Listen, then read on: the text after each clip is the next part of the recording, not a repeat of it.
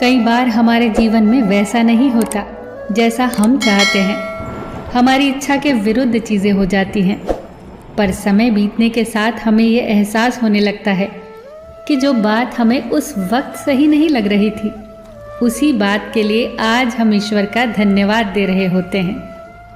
तभी तो कहते हैं कि जो हुआ अच्छा ही हुआ, जो हो रहा है अच्छा ही हो रहा है, और जो होगा वो भी अच्छा ही होगा।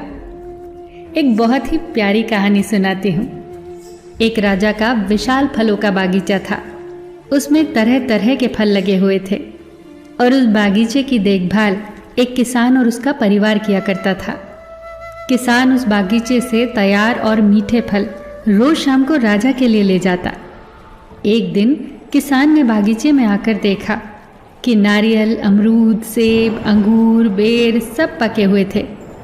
किसान सोचने लगा कि कौन से फल आज राजा के लिए लेकर जाऊं। न जाने उसके मन में क्या आया। उसने अंगूर की टोकरी भरी और राजा के लिए लेकर महल की ओर चल दिया। वो रास्ते भर सोचता जा रहा था। केवल अंगूर लिए 2-4 सेब, नारियल, अमरूद ही डाल लेता। अलग अलग फल देखकर राजा कितना खुश हो जाता। सोचते सोचते वो महल के बाहर पहुंच गया। उसने अंगूर से भरा टोकरा राजा के सामने रख दिया और थोड़ी दूर जाकर बैठ गया। राजा किन्हीं दूसरे ख्यालों में खोया हुआ था। शायद किसी बात से परेशान या नाराज था। अपने ही ख्यालों में गुम राजा टोकरी से एक अंगूर निकालकर खाता और एक खींचकर किसान के माथे पर निशाना लगाकर मारता। राजा द्वारा फेंका अंगूर जब किसान के माथे या शरीर पर लगता तो किसान कहता, ईश्वर बड़ा ही दयालु है।